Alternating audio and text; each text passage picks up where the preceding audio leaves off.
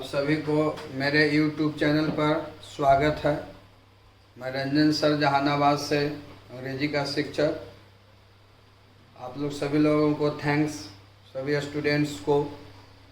और हम ये बतलाना चाहते हैं कि बहुत सारे लोगों को कमेंट आ रहा है कि बुक कब पढ़ाइएगा, तो प्रीपोजिशन ख़त्म होने दीजिए, उसके बाद आपको सुचारू ढंग से बुक भी पढ़ाया जाएगा। आप लोग को भाई बहन मोहल्ला के गांव के लोग पढ़ के गए हैं, उनसे पूछिएगा कि किस तरह से बुक की भी पढ़ाई होती है। किसी भी प्रकार की समस्या नहीं होगा। पहले मीनिंग लिखा दिया जाएगा हर एक चैप्टर से, उसके बाद आपको लाइन बाय लाइन पढ़ा दिया जाएगा, उसके बाद जो समरी हम देंगे उसको पढ़ाएंगे, उसके बाद तब ऑब्जेक्टिव बनाएंगे। इसलिए किसी भी प्रकार की परेशानी नहीं होगा, इसलिए धैर्य रखिए, है ना। और सबसे इम्पोर्टेंट चीज़ है कि ग्रामर को बहुत अच्छे तरीक़ा से सीखिएगा। ये लाइफ टाइम आपके लिए है ग्रामर। हर एक एग्ज़ाम में जितने भी अच्छे कंपटीशन है, हाई एजुकेशन आप प्राप्त कीजिएगा, उसमें सबसे बड़ा इसका यूज होगा। न तो वैसा भाई बहन से पूछिए जो 2-3 साल से नौकरी की तलाश में है, वो बतलाएगा कि कितना इम्पोर्टेंट है ग्रामर। इसलिए हर एक विद्यार्थी से हम रिक्वेस्ट करते हैं, आप लोग सभी लोग से, कि ग्रामर को बेहतरीन तरीक़ा से समझिए, है ना। 9 गो आपको पार्ट मिला है प्रीपोजिशन में, यूट्यूब पर डाउनलोड है, वो शुरू से अंत तक देखिए, कॉपी पर उसको लिखिए, कॉपी पर लिखने के बाद बार बार उसको समझिए कैसे क्या हुआ है। ऐसे नहीं कि एक बार लिख लिए पढ़ लिए हो गया, नहीं, नित दिन उसको, प्रत्येक दिन उसको पढ़ने की आप कोशिश कीजिए, समझने की कोशिश कीजिए। समझो कि ये ग्रामर ये आपका एंटीबायोटिक मेडिसिन की तरह है, जो आपको हमेशा काम देगा, आपको लाइफ टाइम ये काम देगा। इसलिए इसको बारीकी से समझना है, उसके बाद इसको लिखना है, और प्रत्येक दिन इसको आदत डाल लीजिए। जितना भी आप वीडियो देख रहे हैं उसको लिखिए कॉपी पर और उसको पढ़िए घर पर, तब आपको समझ में आएगा। जब प्रीपोजिशन ख़त्म हो जाएगा तो आपको फिर बुक शुरू करेंगे। हम लोग कल पढ़े थे 20 को पढ़े थे प्रीपोजिशन में। अब रूल नंबर हम लोग 21 सीखेंगे।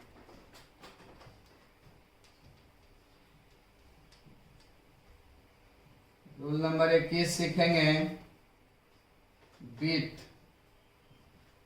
बीट के बारे में जरा जानेंगे हम लोग, आखिर बीट है क्या। बीट का मतलब होता है के साथ। ध्यान देना है बाबू, समझना है।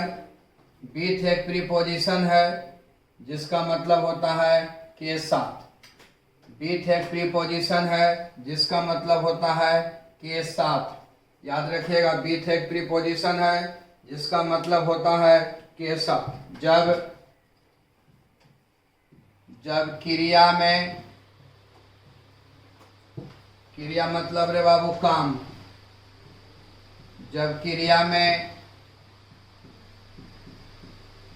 संपर्क, जब क्रिया में संपर्क जिसे कहते हैं कांटेक्ट, जब क्रिया में संपर्क का भाव व्यक्त हो, जब क्रिया में संपर्क का भाव व्यक्त हो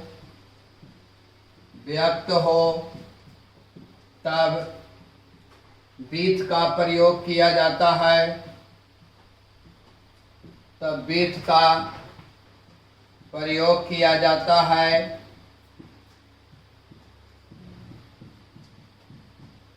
तब बीट का प्रयोग किया जाता है। याद रखिएगा, जब क्रिया में संपर्क का भाव व्यक्त हो।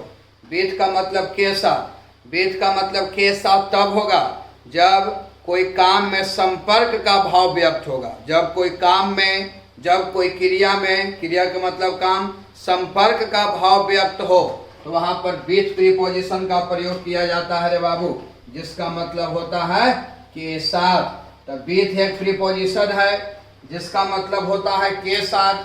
जब क्रिया में संपर्क का भाव व्यक्त हो, जब क्रिया में संपर्क का भाव व्यक्त हो, तब बीट का प्रयोग किया जाता है जिसका मतलब होता है के साथ। जैसे ध्यान दीजिएगा, जैसे ही केम हेयर, वह यहाँ आया।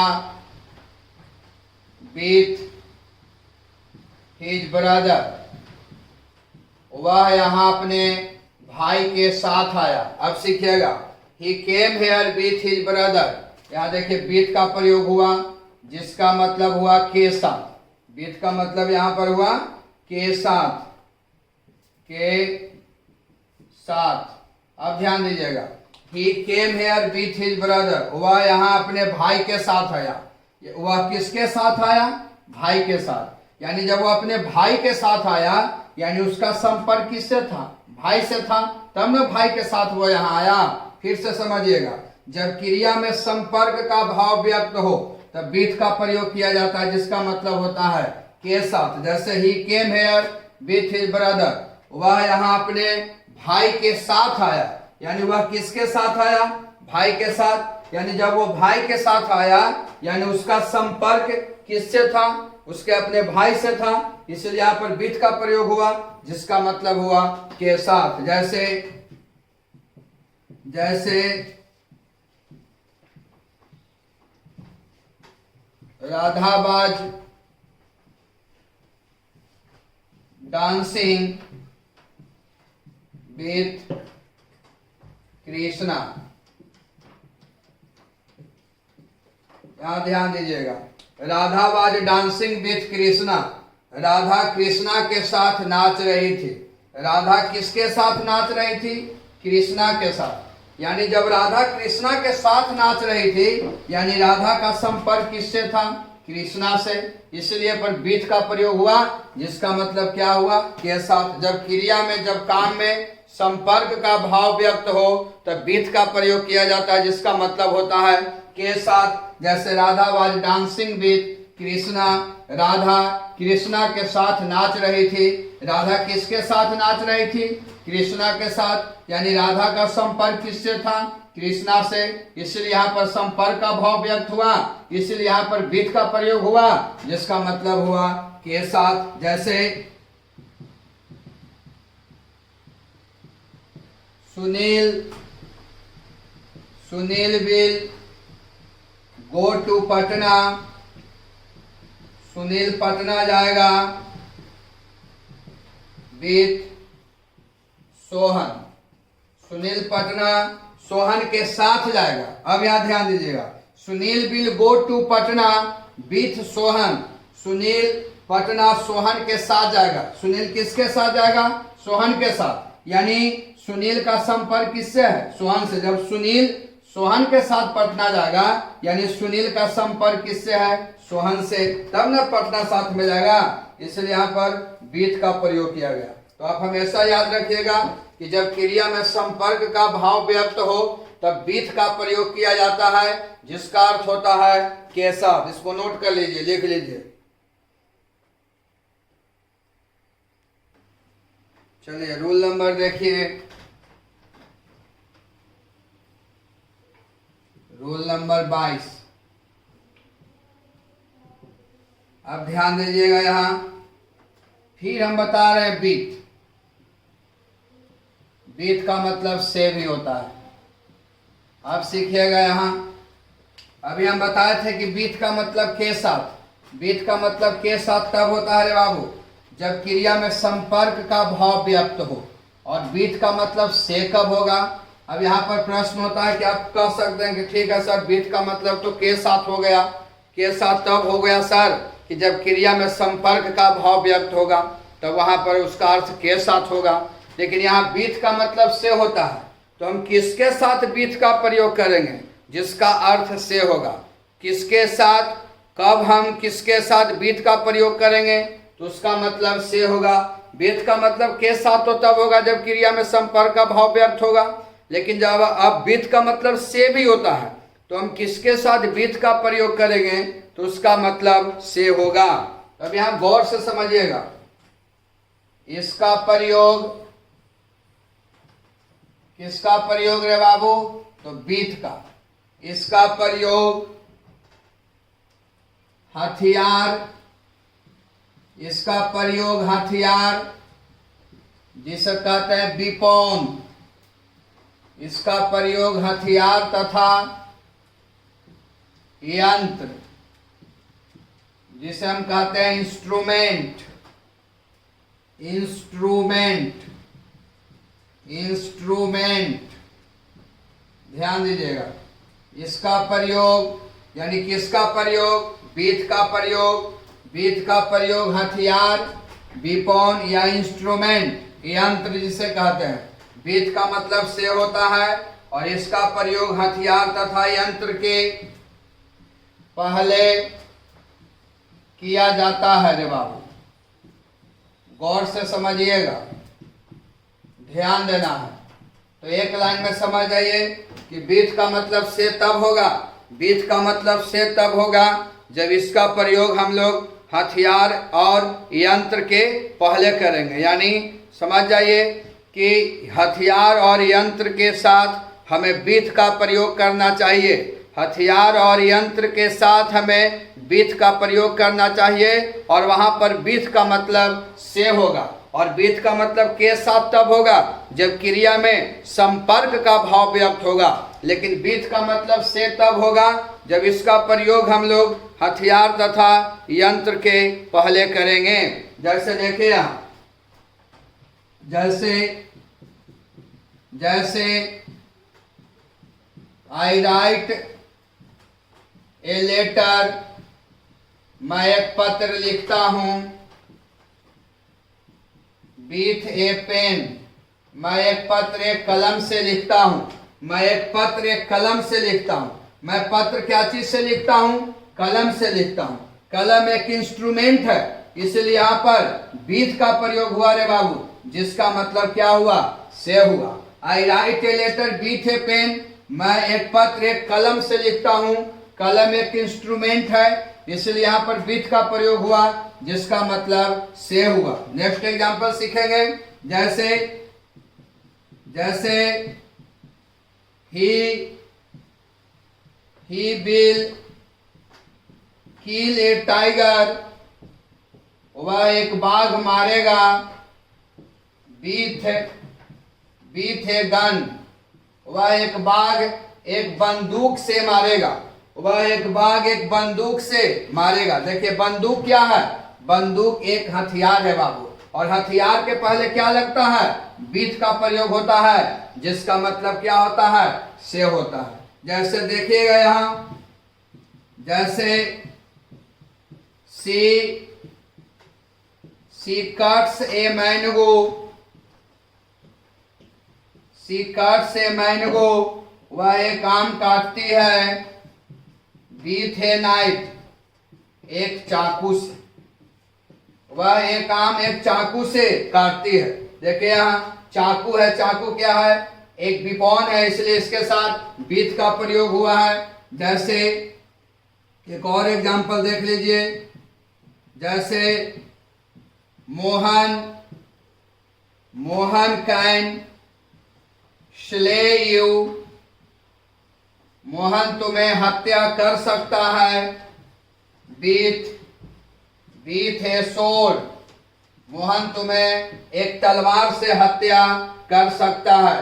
तो तलवार क्या है रे बाबू, एक हथियार है। फिर देखिएगा बीथ का मतलब से होता है। बीथ का मतलब से तब होगा जब इसका प्रयोग हम लोग हथियार तथा यंत्र के पहले करेंगे। यानी हथियार और यंत्र के पहले हमें बीथ का प्रयोग करना चाहिए, और जब हम लोग हथियार और यंत्र के पहले बीथ का प्रयोग करेंगे तो उसका मतलब से होता है। जैसे I write a letter with a pen, मैं एक पत्र एक कलम से लिखता हूँ। पेन एक इंस्ट्रूमेंट है, इसलिए यहाँ पर बीथ का प्रयोग हुआ, जिसका मतलब से हुआ। He will kill A tiger with a gun, वह एक बाघ को मारेगा एक बंदूक से। तो बंदूक एक हथियार है, इसलिए यहाँ पर बीथ का प्रयोग हुआ, जिसका मतलब से हुआ। She cuts a mango with a knife, वह एक आम काटती है एक चाकू से। देखिए यहाँ चाकू एक विपौन है, इसलिए यहाँ पर बीथ का प्रयोग हुआ, जिसका मतलब से हुआ। Mohan can slay you with A sword, Mohan तुम्हें हत्या कर सकता है एक तलवार से। तलवार एक हथियार है, इसलिए यहाँ पर बीथ का प्रयोग हुआ, जिसका मतलब से हुआ। तो हथियार और यंत्र के पहले हमें बीथ का प्रयोग करना चाहिए, और जब हम लोग हथियार और यंत्र के पहले बीथ का प्रयोग करते हैं तो उसका मतलब से होता है। इसको नोट कीजिए।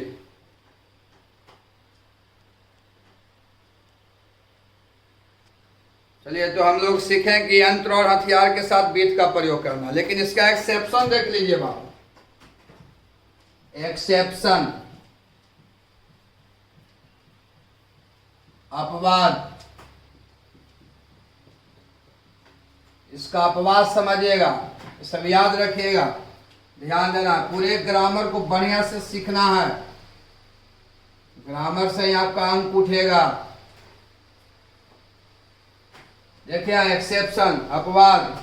अब देखिए अपवाद उसे कहते हैं जो किसी नियम को फॉलो नहीं करे, जो किसी नियम को पालन नहीं करे, नियम के विपरीत रहे, नियम के विरुद्ध चले, उसी को हम कहते हैं एक्सेप्शन। अपवाद नियम है कि सड़क पर बाईं ओर चलना चाहिए, तो आप कहिएगा कि ना हम जब चलवाता दाहिने ओर, उसी को कहते हैं अपवाद। जो किसी भी नियम को पालन नहीं करे, जो किसी के सिद्धांत के अनुसार नहीं बढ़े, उसी को हम कहते हैं अपवाद। देखिए अपवाद, परंतु परंतु परंतु पेंसिल, परंतु पेंसिल के साथ, परंतु पेंसिल के साथ लिखने पर इन का प्रयोग किया जाता है, याद रखिएगा, इन का प्रयोग किया जाता है। तो अपवाद है ना, है अपवाद इसलिए है कि जिस तरह से पेन एक इंस्ट्रूमेंट है, उसी तरह से पेंसिल भी तो भी एक इंस्ट्रूमेंट है, यंत्र है, लेकिन पेंसिल के साथ लिखने पर इन का प्रयोग किया जाता है, क्योंकि यह क्या है, अपवाद है। अपवाद जो किसी नियम का फॉलो नहीं करे। नियम कहता है कि यंत्र के साथ बीट का प्रयोग किया जाता है। जिस तरह से पेन एक इंस्ट्रूमेंट है, उसी तरह से पेंसिल भी एक इंस्ट्रूमेंट है। लगना चाहिए था बीट, लेकिन लगा इन, क्योंकि यह एक अपवाद है। तो आप हमेशा याद रखिएगा कि पेंसिल के साथ इन का प्रयोग होता है, क्योंकि यह एक अपवाद है। जैसे आई राइट ए लेटर, मैं एक पत्र लिखता हूं, पेंसिल, मैं एक पत्र पेंसिल से लिखता हूं। यहाँ पर पेंसिल आ गया, इसलिए यहाँ पर क्या लगेगा, इन लगेगा, उच्चारण से ही होगा।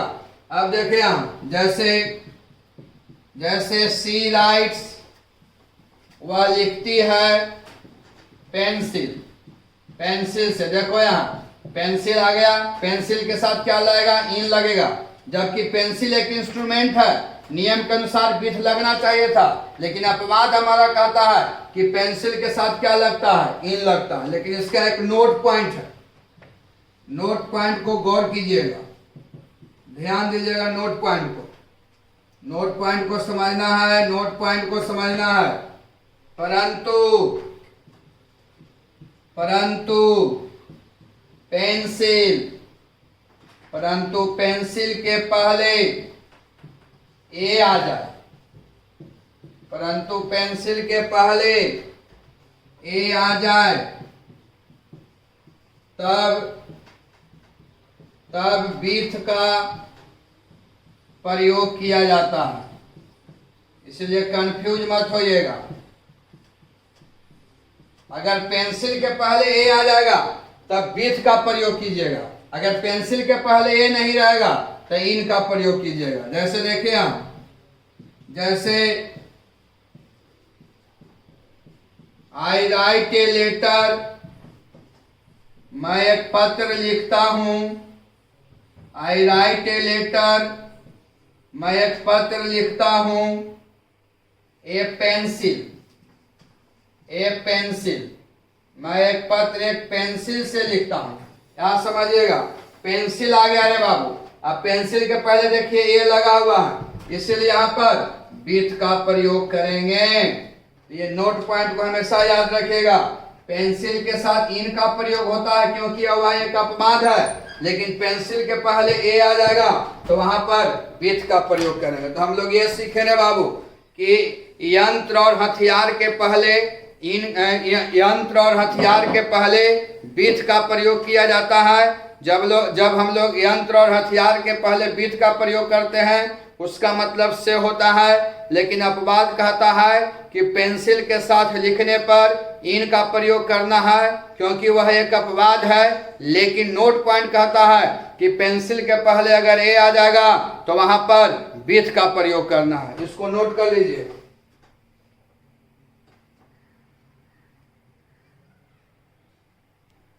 चलिए अब देखिए यहाँ अब कुछ ऐसे शब्द है रे बाबू, उन सभी शब्दों के साथ हमेशा विथ प्रीपोजिशन का प्रयोग किया जाता है, इसको याद रखिएगा। कुछ ऐसे शब्द हैं उन सभी शब्दों के साथ विथ प्रीपोजिशन का प्रयोग किया जाता है। 3 स्टार वाला को हम हर हाल में याद रखिएगा, इससे काफी प्रश्न आएगा। जैसे एग्री, एग्री के साथ विथ लगेगा रे बाबू। सहमत होना, एग्री, एग्री के साथ विथ लगेगा, सहमत होना। डिसएग्री रहेगा, डिसएग्री, डिसएग्री के साथ विथ लगेगा, असहमत होना, असहमत होना। इसी से काफी प्रश्न आएगा।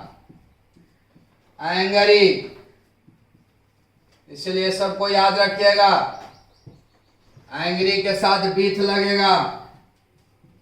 क्रोधित होना, गुस्सा होना, क्रोधित होना। एंग्री, देखो यहां सेटिस्फाई, सेटिस्फाई, सेटिस्फाई के साथ विथ लगेगा, मतलब संतुष्ट होना, संतुष्ट होना। कंटेंट, कंटेंट के साथ विथ लगेगा, कंटेंट के साथ विथ लगेगा, जिसका मतलब होता है संतुष्ट होना, संतुष्ट होना। पार्टेड, सीखना पहले, पार्टेड के साथ विथ लगेगा, अलग होना। ये सभी को रट्टा मारिएगा, इससे काफी प्रश्न आएगा। अलग होना या जुदा होना।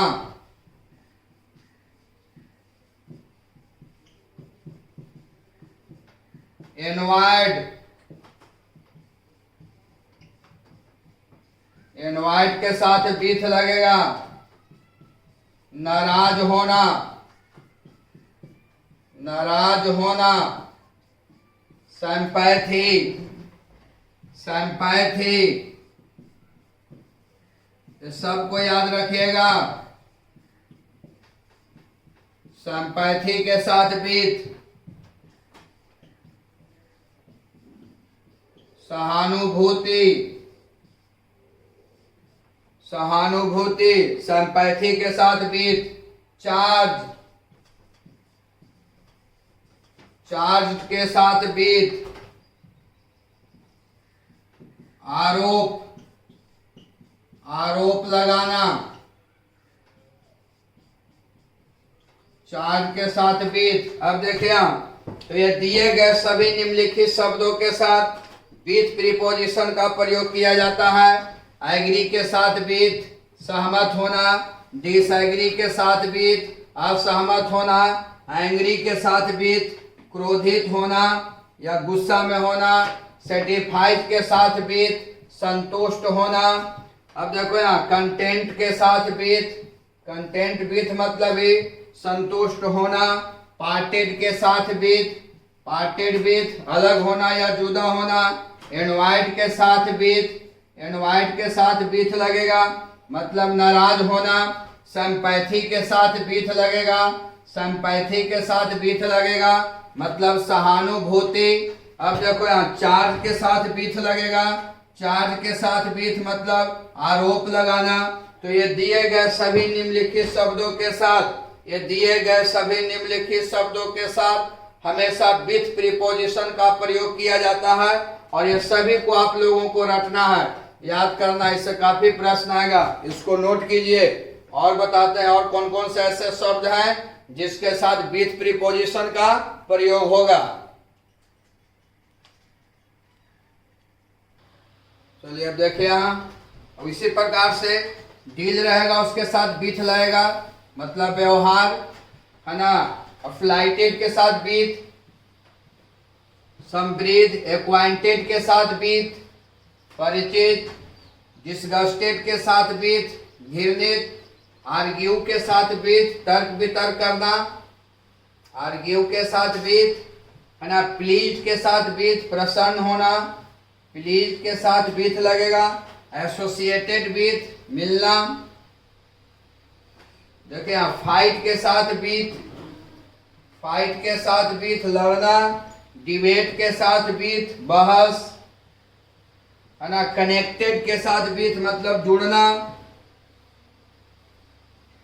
फैमिलियर के साथ विथ परिचित होना, शेयर विथ, आप लोग यूट्यूब चलाते हैं या मोबाइल चलाते हैं तो पूछता है कि शेयर विथ व्हाट्सएप की फेसबुक, उसे शेयर के साथ विथ, है ना। बटना, कम्युनिकेट संवाद, कम्युनिकेट के साथ विथ लगेगा। तो ये दिए गए सभी निम्नलिखित शब्दों के साथ, ये दिए गए सभी निम्नलिखित शब्दों के साथ विथ का प्रयोग किया जाता है, इसको लिख लीजिए।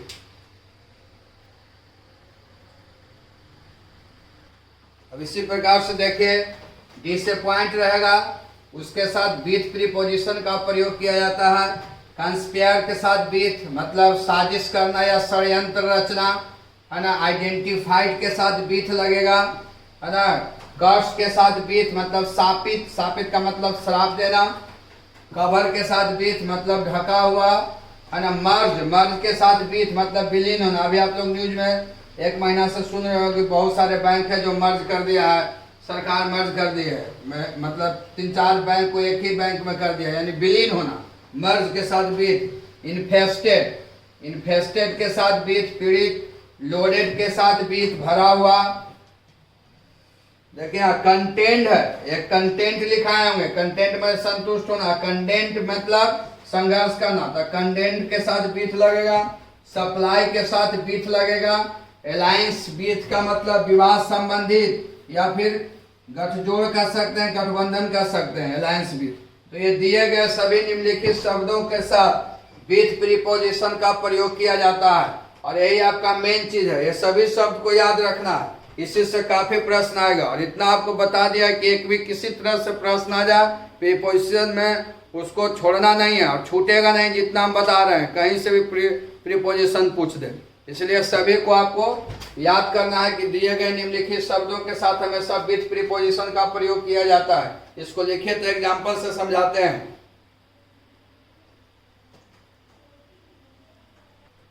एग्जाम्पल को समझिएगा। जैसे देखिए यहां, जैसे ही सेटिस्फाइड, वह संतुष्ट हुआ। योर बिहेवियर, वह संतुष्ट हुआ तुम्हारे व्यवहार से। यहाँ देखिए अभी हम लिखा थे कि सेटिस्फाइड के साथ विथ प्रीपोजिशन का प्रयोग किया जाता है, तो यहाँ पर हम विथ का प्रयोग करेंगे, है ना। जैसे आई एग्री, मैं सहमत हूँ। यू, मैं तुमसे सहमत हूँ। अभी पढ़ाए हैं कि एग्री के साथ विथ लगेगा, यहाँ पर हम विथ प्रीपोजिशन का प्रयोग करेंगे। आई एग्री विथ यू, मैं तुमसे सहमत हूँ। जैसे देखिए क्वेश्चन से ही समझा देते हैं। जैसे देखिए यहाँ, जैसे ही डिसअपॉइंटेड, ही डिसअपॉइंटेड, वह निराश हुआ। मी, मुझसे। अब देखिए ऑप्शन में बहुत सारे चीज रहेगा, इन, ऑन, फॉर